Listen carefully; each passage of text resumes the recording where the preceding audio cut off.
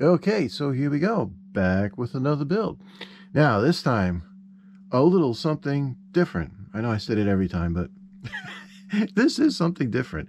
So from MPC, we have the Ramchargers Dragster and Advanced Design Transport Truck, which shows, as a lesson to me at least, or a reminder to me, the value of having a local hobby store and actually walking into the store and looking around. Because I was at a hobby store near me, Willis Hobbies. You've probably heard me mention it a couple of times. But I was walking around and I saw this and I was like, okay, dragsters are pretty cool. I haven't done one yet on the channel. So I thought that should be something nice to try. And then I saw this truck and I was like, well, that's certainly different. And I was wondering, is this just some big old tub? But when I was looking at the side panel on the box, the entire truck cab swivels right and left to steer, quote unquote, steer the truck. And I thought, that's pretty neat. So it's also comes with, I saw it on the bottom of the box, pad printed drag slicks, the skinnies for the front of the dragster, and some pretty meaty tires for the truck. There actually is an engine underneath here. This is not just a shell, and we'll see that as we go through and look at the stuff. But besides the fact that this is kind of an interesting thing, I remember when I was a kid growing up, and MPC, they were like, of the various model companies, AMT, Revell, Monogram, MPC seemed to have the most, I guess, eccentric stuff would be a good word for it. They used to do in the kits, building out of the kit, all these crazy kind of modified vehicles and, advanced futuristic, quote unquote, vehicles, and just really unique stuff. Downside was the MPC kits. They tended to be quite a bit of flash and cleanup and warped parts. And so, not to be mean, but at least back in the 70s, when I'm referring back to, at least back in that time, the internal quality of the kits seemed to be, it could be better. Let's say that. So I figured I'd give this one a shot and see how, in the days of, retooling molds and repopping kits and everything, how this kit builds up. So, gonna find out. Now, the other reason I took this one off the shelf to build at this point, in terms of temporal relation, a little while ago, over the summer, I put out 2 videos, open kit reviews for kits that were like 2-in-1s. I did the Dragon German half-track and 88mm, and then I did from Tacom Hanomag tractor and V2 portable launch trailer. Obviously, this is a much simpler kit, which is why I figured, let me do that, because while I had all this 2-in-1 stuff in my head, this is a nice, should be a nice quick project. And, those other ones are major projects, and I do need to be in the mood to jump into something like that. But anyway, enough talk. Let's take a look at what we get. So here we go. Now, being that it is basically 2 kits in one, I just segregated the parts. So we have the truck over here, the dragster over here, as you can tell by the instruction sheets. And yes, you do get 2 separate instruction sheets. It is, as you can tell from the box, a little bit of a chunkier box than you would get with a regular kit, and that's because there is quite a bit of stuff in here. So let's start with the dragster. Now, the assembly of this is pretty straightforward, as is typical with dragsters, because aside from a big humongous motor and a tube frame, there's not a whole lot to them in terms of model building. So we see here, building up into our motor, there's the frame, into our transmission, mounting things in there. Oh, sorry, followed the wrong way. See that? Numbers. So building up our frame, putting our components in, and then this is not an open body machine, so you have a bottom shell and side shells. So you won't really see what's inside there, but there really is not a whole lot in there to be covered up. So not like it's a big loss. Of course, if you want, when you build it, you could leave things open. By all means, if you want to do that, go for it. So, and then we drop our engine in and put on, and he really even tell you, you don't have to cement the top on if you want to do it for display. Yeah, of course. So we have our decal schemes. They show you 2 different decal schemes here, which is kind of nice. And we'll take a look at the decals later, and that's that. So in terms of tires, we get these nice pad printed slicks, big monster tires there. The 2 skinnies for the front. I don't know if the camera is catching this, but they are actually branded.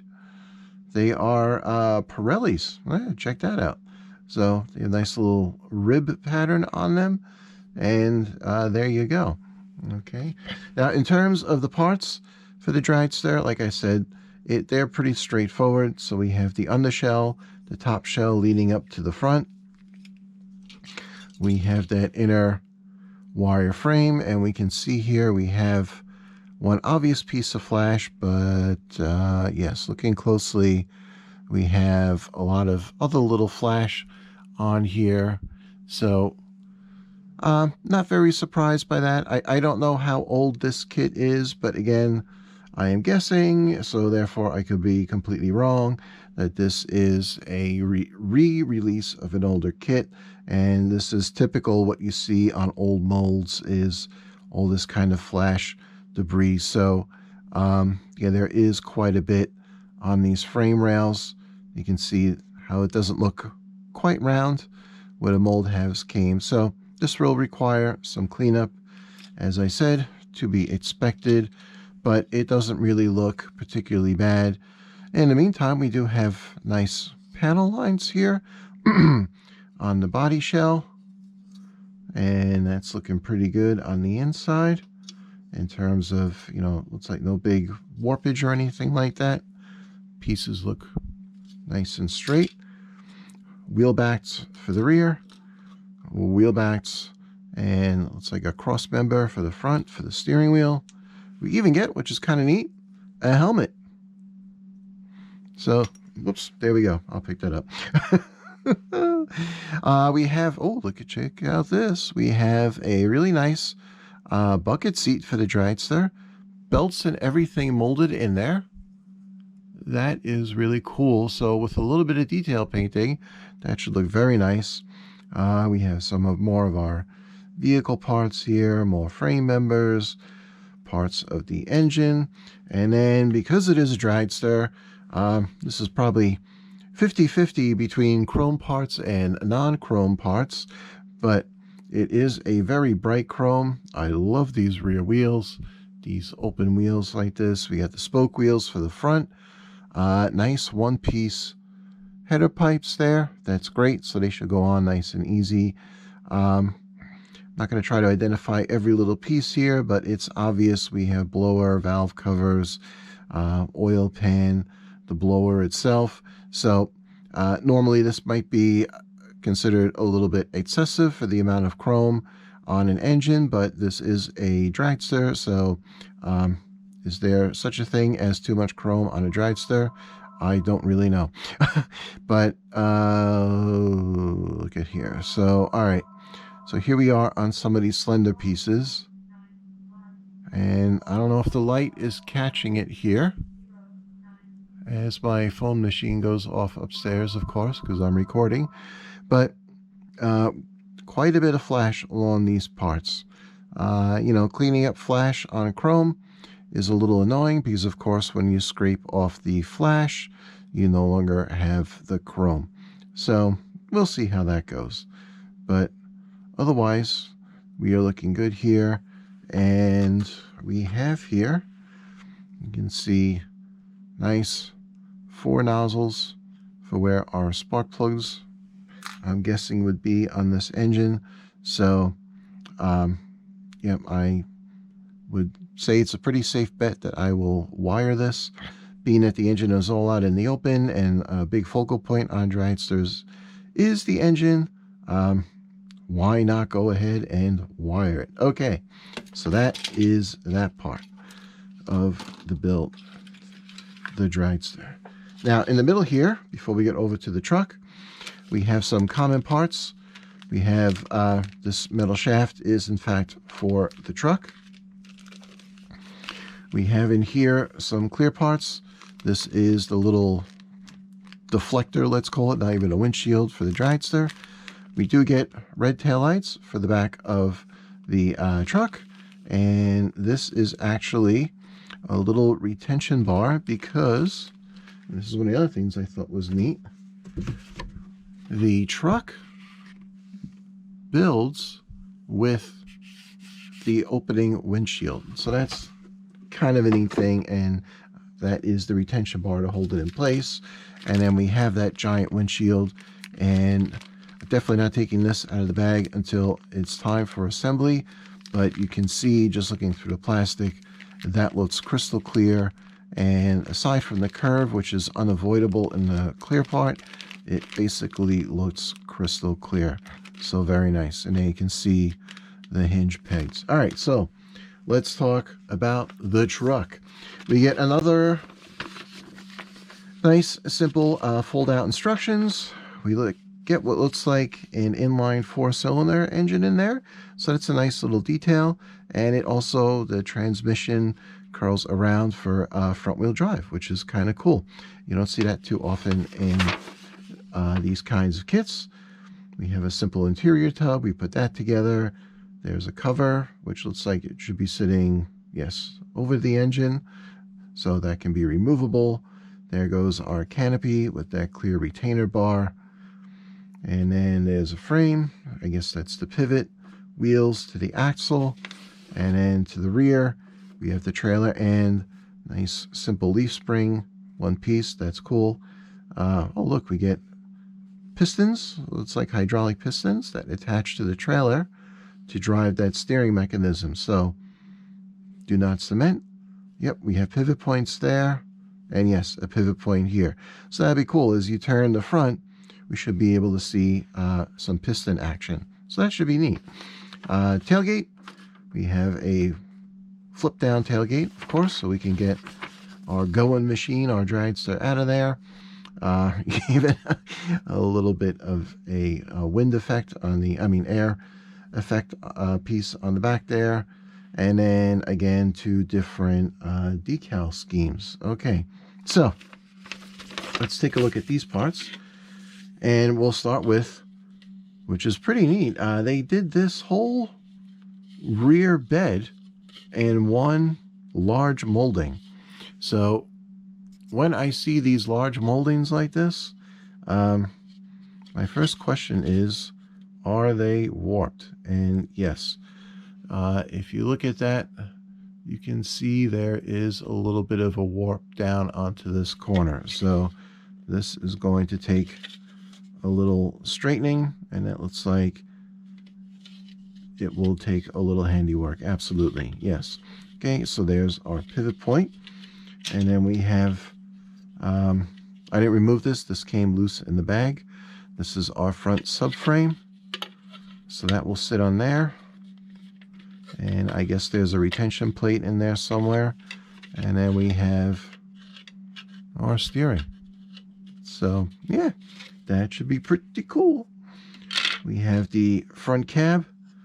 We have a nice outline for a door or access hatch. It's because it's so small. This piece too, looking at it, yes, this is also warped. So we'll have to get a little hands-on with this to get that straightened out. And now here is typical of an old mold. You know, this kind of flashing is no big deal because it just pops right off. Okay, sorry about the little video gaff, but the SD card was full. I forgot to clean it off. Anyway, back to it. So pieces like this big piece of flash, no big deal, especially since they're just on the sprue. But when I do see those, they do send me a signal that I am probably going to have more flash around the kit. And you can see, maybe against my finger, how irregular this edge is. That is the creepy, sneaky kind of flash that will give you problems when you try to assemble things. So we'll see how that is on the rest of the parts. Okay, now here we have, if you don't want to build the engine and just glue the little viewing portal here shut, they do have a delete plate where you can just do this, I guess glue that on the bottom, and then you don't have to worry about building a motor. But of course I'm going to build a motor, so not to be judgmental, but I think I can build a motor. So then we have looks like another body panel here, maybe for the rear. Again, this junky flash, no big deal. We have that air effect piece for the back of the cab. That might look cool. Have to figure that out as it goes along. And then we have some bulkheads, pieces of the that thing, the pickup gate. Here are the halves for the push-pull cylinders to do the steering. A teeny tiny radiator, retainer pins for those. But actually now this sprue, looking at these pieces, you know, these look pretty good. They're pretty clean. They're nice and clean. We just have this, no big deal. So it's not bad. And then we have the big leaf spring with the carrier axle for the truck, leaf springs for the front, a little dashboard, retainer wheels. This, I guess, is the pin to retain the swivel mount of the trailer. So that's all looking good. Nice simple exhaust. This is the engine cover plate. I'm already thinking that maybe something I could do with this is, since I have spare clear parts from other kits, is maybe fabricate this piece but all in clear. So this way I don't have to go in there and worry about taking it off. It'll just be open and you can see right through. And since this is sort of a, you know, mod concept type of thing, I think it would be pretty neat to be sitting there and underneath your center armrest have that engine right in view. So see how that goes. And then we have some more shiny chrome parts here. Why the engine block is in chrome, God only knows. Gonna have to paint that. You know, the valve cover is nice having in chrome. Even the oil pan, to a certain degree, you could say it's a little tricked out. But the whole block, no big deal. A little black or gray primer and a color on there, and that is that.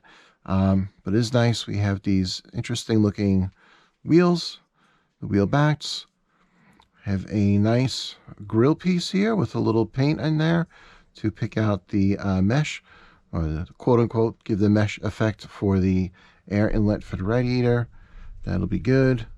Rear bumper. And then we have nice chunky tires.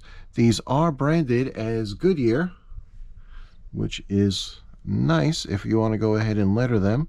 I don't know if I'll do that.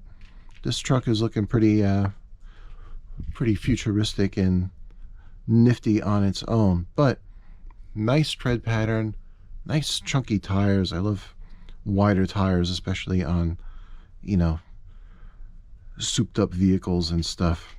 Be nice if they had these in a lot of other kits. Pad print them. That would be really nice. But in any event, they still are nice tires. And what's really cool is there is no evidence at all of a center seam. So don't even have to worry, unless concerned about weathering the tread a little bit, you know, sanding it down, which I don't always do. But with no center seam, don't have to worry about doing anything there. Now, last but certainly not least, decals. All right, now we got a nice decal sheet split between the Dragster and the truck, the transporter. And we have on here Well, the transporter has these specialty transport decals, Auto World, Ramchargers transporter, and these type of graphics. This vehicle stops at all drag strips. That's definitely going on the rear gate. But yeah, we got some nice stuff on here, and even a whole bunch of pinstripes. Got to think about how I want to paint it. And then that will be the truck. This side will be the Dragster. We have some nice endorsement decals here. All sorts of pinstriping. That's good. That basically covers our paint scheme. And looking at this, I think I know what I'm going to do for my paint. So why not talk about that? So I think what I'm going to do, my Krylon Poppy Red is a good match for this color on the decals. So I think I'm going to do the truck, and it has that prominent belt line that goes around. I think I will do the top half of the truck in white and the bottom half in the Poppy Red, and then I can do that midline molding in black. Have the Ramchargers decals up top. So there we go. I think that's a plan. All right, so that's where it is. So this video, I'm going to try to do the whole thing in one pass here because there's not a whole lot in each one. So probably going to do a build segment for that guy, build segment for this guy, and then have it all together. Excellent. So in the meantime, I'm going to get to work. And of course, do want to say the usual. Thank you for subscribing, watching. Please do like, share, subscribe if you're not already subscribed. Always appreciate that. And, you know, if you found it helpful by doing those things, you know, other people will see it, and maybe it can be helpful for them as well. And that is why I do these videos. I'd be building anyway, but, you know, I started doing the videos so that people who are not familiar with the kits or what you might get in these things, or just curious about how to take an approach to do a certain thing, I can be your guinea pig. So there you go. All right, gonna get busy. Thank you for watching.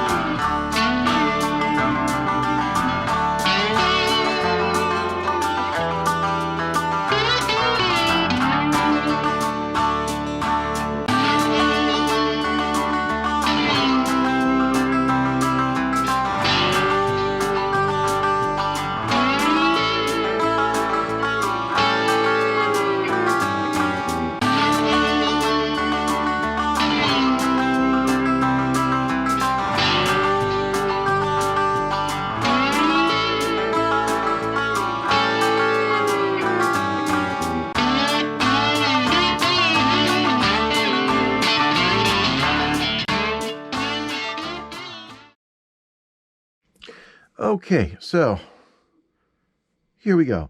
Now, I know at the beginning I had said that I was going to try to do both parts of this build, the truck and the dragster, in one video. And given the number of parts in the box, that was my plan. However, as I am wrapping up this video, obviously the plan has changed. Now, I'm not going to go too deep into things in this conclusion of this, unfortunately, just part one of this build. But I will just say this because to answer the question of why I am going into a second part, 2 points. One, now I did do quite a bit of extra work with the van itself. I did quite a bit of detail work in the interior. However, there were, and leading into the second point, there are a lot of issues with this kit in terms of warped parts, part fit, alignment. It's a list. So I won't go any further than that because I will save all of those comments for the end of video 2, which will be the completion of the Dragster. Now, to give you an idea, a little a little preview of what that might be, I had thought with the van done that the Dragster, with all of its, I guess, 50 odd parts to assemble it, would be pretty straightforward, especially since I already had the frame of the Dragster together and figured that that would be the biggest challenge in building it, was getting that straight and aligned. However, as I moved into that assembly, working on it today, I just found issues on top of issues, and looking at it, I thought there's a lot of work to do here to make this presentable, let's say. But again, that will go into comments for the final conclusion. But just going to talk about the van briefly. So I did get to show, the full buildup of this, which is what I had wanted to do, because I have found, making the videos, when I first started with this, working on camera was next to impossible for me. I was just such a klutz trying to work with the camera sitting over my shoulder here, but I wanted to get better at that, and I feel I've grown quite comfortable with that, because I feel as much benefit that may come from sitting and talking about a build, there is no substitute for actually showing the build itself go on. And in this case, I have to say, for the number of issues that came up with this, which I have pointed out in some, I guess, somewhat snarky, sarcastic comments in the course of this video, I got a pretty nice result here that I'm pretty happy with. And there it goes.